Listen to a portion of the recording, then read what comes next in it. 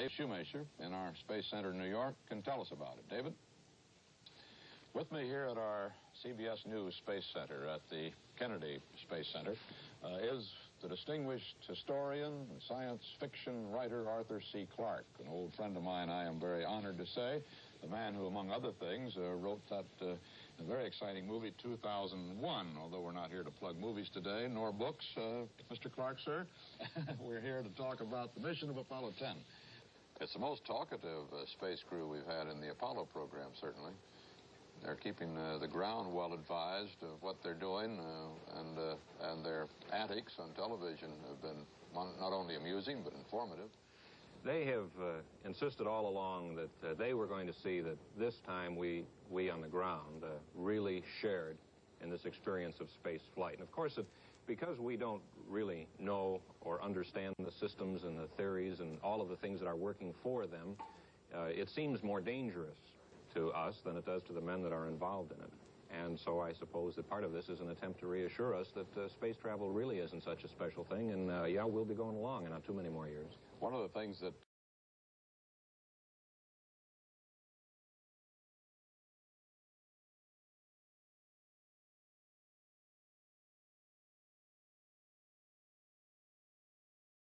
This is John Young reporting on the burn of the Service Propulsion System engine, which put the command ship and its attached lunar module into an absolutely perfect orbit around the moon, as had been planned months, even years ago, and is in their logbook.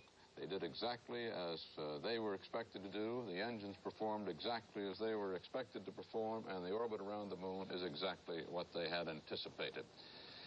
It is an important moment in the history of the Apollo program, since this is the first firing of the Service Propulsion System engine with the lunar module attached in the lunar environment, and there was no trouble with it, no anomalies, as they would say, in the space program, no vibrations, no difficulties that might have been anticipated. They did not happen, and everything is going exceedingly well up there. You heard the happy voices of the astronauts as they came around the far side of the moon, and for the first time there in almost 45 minutes were back in touch with Earth and could report that they were in lunar orbit and that all was going well. They passed their congratulations to the MSFN, the Manned Space Flight Network, for all of its work in putting them right on target. This is Walter Cronkite at the CBS News Space Center. This has been a CBS News special report, the flight of Apollo 10. So we saw those magnificent color pictures from the moon and found that the moon apparently is not quite black and white after all, but is sort of a brownish gray, and there is quite a bit of definition more to be seen in color pictures than there were in the black and white pictures we saw from Apollo 8 last December. We saw clearly what the astronauts have been talking about since they arrived there at the moon at 4:30 roughly this afternoon, and talking about how rugged that planet is. You have to see this planet to believe it, they have said, and now the millions and the billions of us around the world have had the privilege of sharing it with them. At the risk of sounding corny, Stafford said earlier, this view is out of this world, and now we too can confirm that. We can also confirm that what Stafford had said earlier is certainly true, that it's going to be a real trick to go down among those mountains tomorrow. And that is the trick that Tom Stafford and Eugene Cernan have to pull off for their own safety and for the future of manned space exploration of the moon and the flight of Apollo 11 scheduled for July. They got a go for undocking. They will make that decision themselves. There will not be another go from Mission Control in Houston. The constraint that Houston put on them was that if that slippage got up to 6 degrees, they should not undock. So if it's not up to 6 degrees, they will go ahead and undock around on the far side of the moon. And as a matter of fact, should be doing that in about 5 minutes from now. Is that right, Leo, do you think? Yes, sir. I probably gave you the wrong impression. They were given a limit of 6 degrees of slippage, and when they lost communications, I believe the angle was at 3. So So if they do not exceed 6, they'll probably go ahead and undock on their flight plan profile. All right, now if I can go back again, fellows, and put this in my sort of layman's language, which is befitting of a 6-year-old. All right, now if I can go back again, fellows, and put this in my sort of layman's language, which is befitting of a 6-year-old.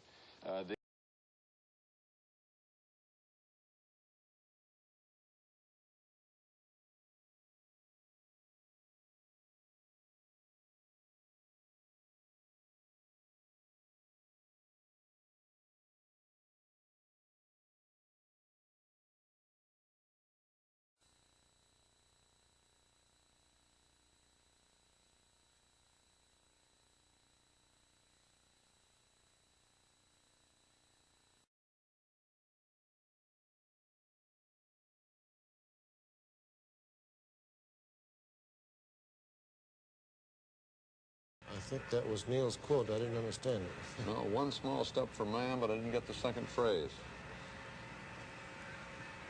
One of our monitors here at our space headquarters. His quote was, "That's one small step for man, one giant leap for mankind." Oh, thank you, television, for letting us watch this one. Magnificent desolation. They're taking the cover off of the stainless steel plaque, mounted on one leg there. If you haven't read the plaque, we'll read the plaque that's on the front landing gear of this LEM. There's 2 hemispheres, one showing each of the 2 hemispheres of Earth.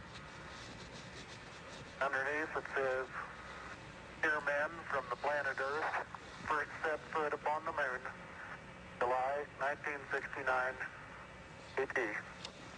It came in peace for all mankind." It has the crew members' signatures and the signature of the President of the United States.